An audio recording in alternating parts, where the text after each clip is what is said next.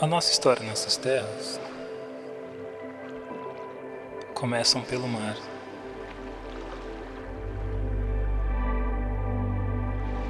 Que foi nosso único movimento por meses.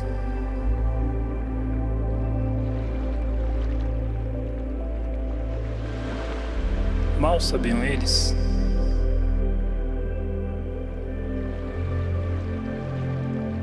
que somos guiados por deuses que dançam.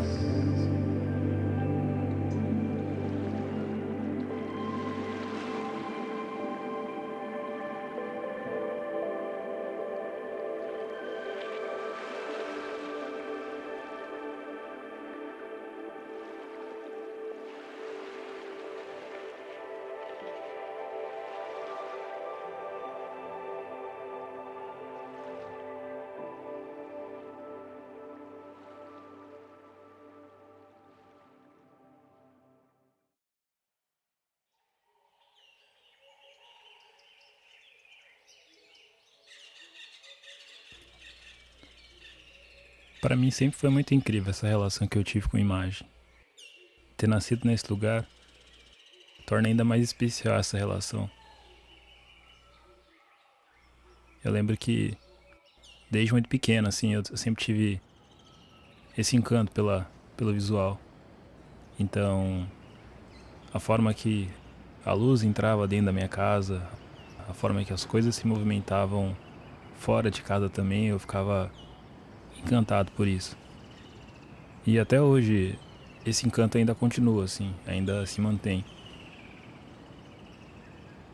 A maioria das pessoas me conhecem como Júnior ou como Deco, mas na verdade o meu nome é Joviano. Eu sou Joviano Júnior. Eu sou fotógrafo e nasci e cresci no Quilombo da Caçandoca. E o Quilombo foi a base para me entender como pessoa, como ser, como artista. Embora eu tenha passado por algumas instituições, mas o Quilombo ainda é a base essencial ali dos meus conhecimentos. Eu acabo colocando em prática das coisas que eu aprendi e também é onde eu sempre estou aprendendo com as pessoas.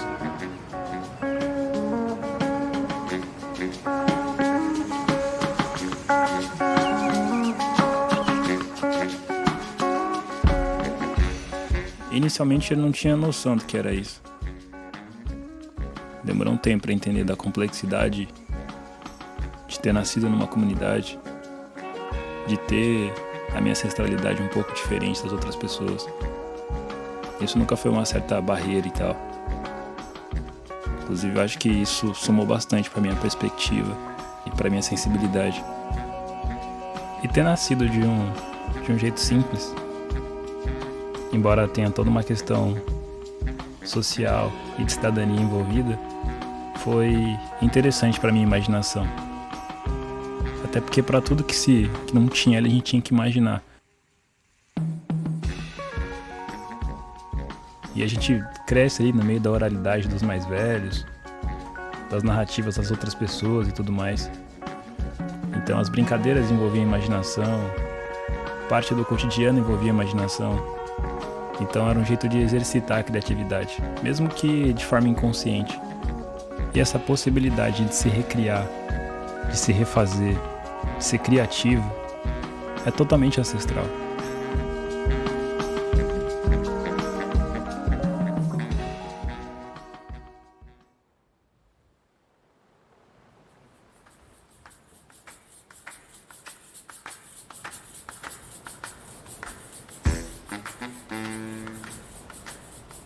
Eu estava vindo de um processo muito longo de fotografar a relação do homem e o mar.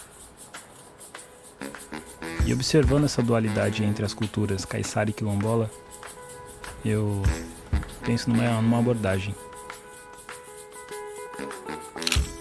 que leva o nome de sobreviver.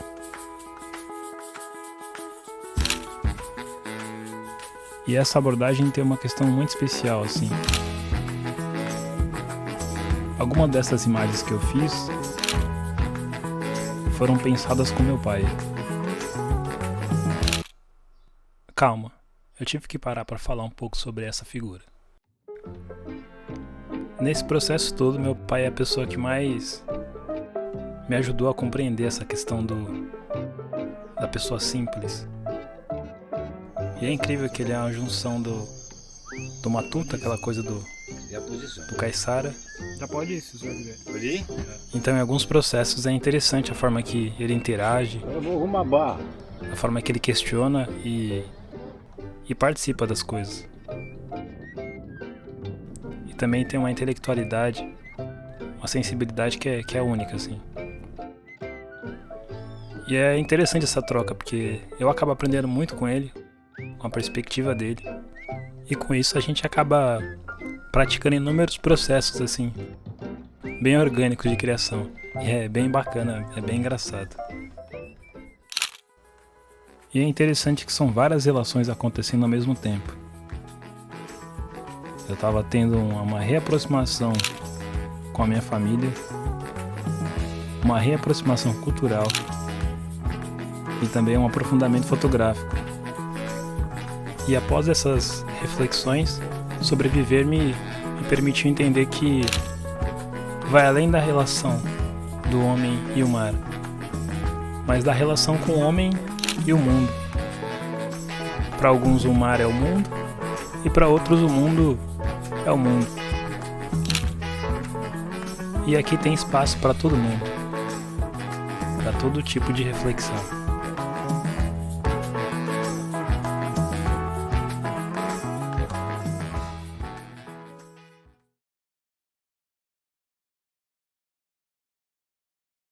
Eu nunca acreditei que o processo criativo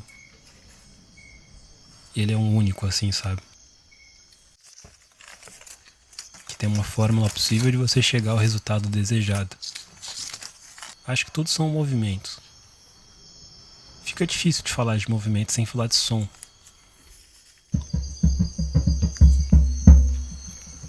E é quase impossível de falar de um quilombo sem se falar de música.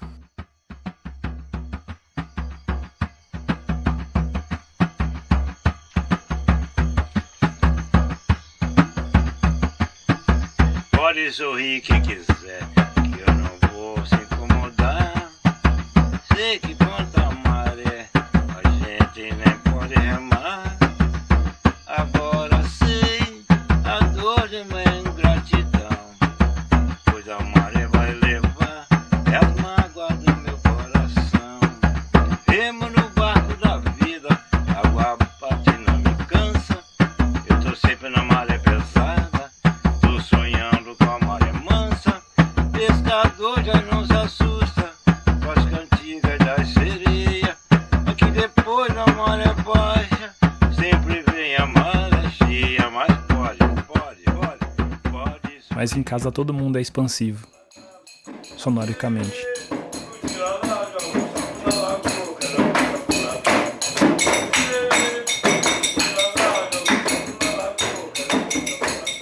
E a nossa relação com a música é de afeto mesmo. Não é uma questão só de tocar, de criar alguma coisa. Mas parece que é para criar um sentido para a vida. Não preciso de vaidade, quero preces e nada mais. Quero preces e nada mais. Se amanhã eu morrer, meus amigos.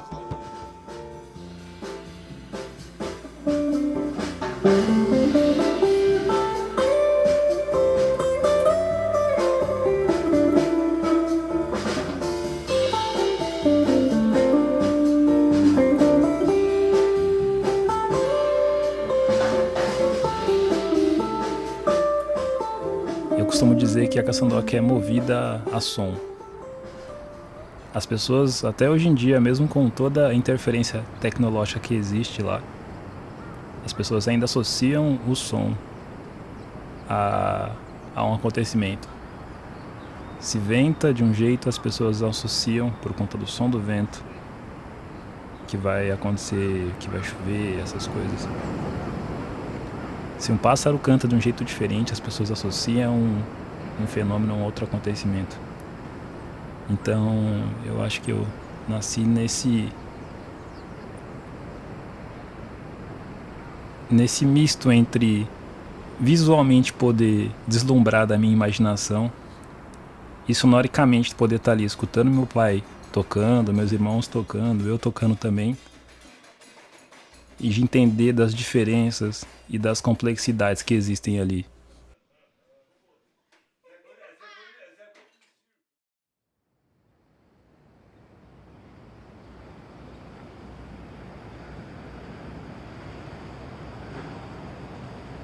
Paisagens Humanas foi meu primeiro grande projeto. No início ele não tinha esse nome de Paisagens Humanas. Eu só fotografava as pessoas. Até que chegou um momento que eu posso captar vários retratos e fico refletindo sobre as pessoas, da forma que elas eram realçadas, e essa coisa de tentar trazer o belo, de trazer a coisa sensível das pessoas. Eu chego no nome Paisagens Humanas.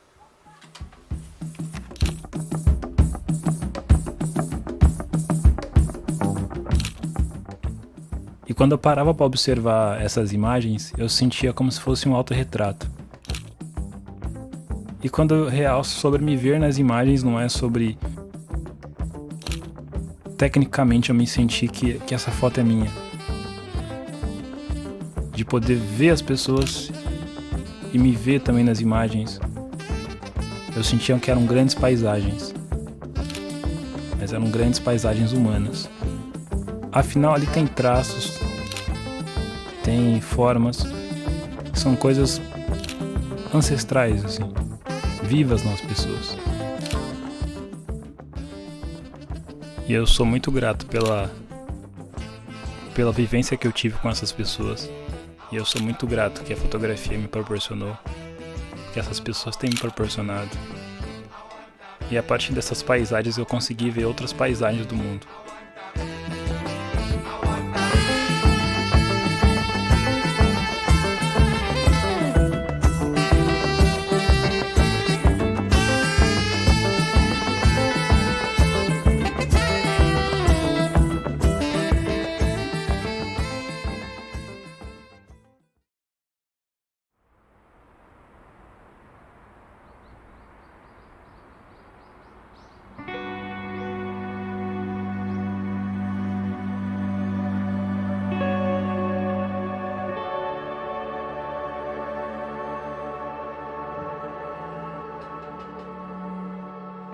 É quase uma máquina do tempo, que a partir dela eu consigo conduzir para espaços onde eu tive há anos atrás, assim. Inclusive não só das imagens que eu já fiz, mas da sensação, assim, de estar segurando a câmera, de estar apontando ela para alguém e estar fazendo aquele registro. É como se eu mergulhasse no tempo. E quando eu tô com ela, ela me congela no tempo. E para quem gosta de memória, é uma ferramenta fantástica. E eu que sou movido a elas. E eu tento utilizar isso da melhor forma possível.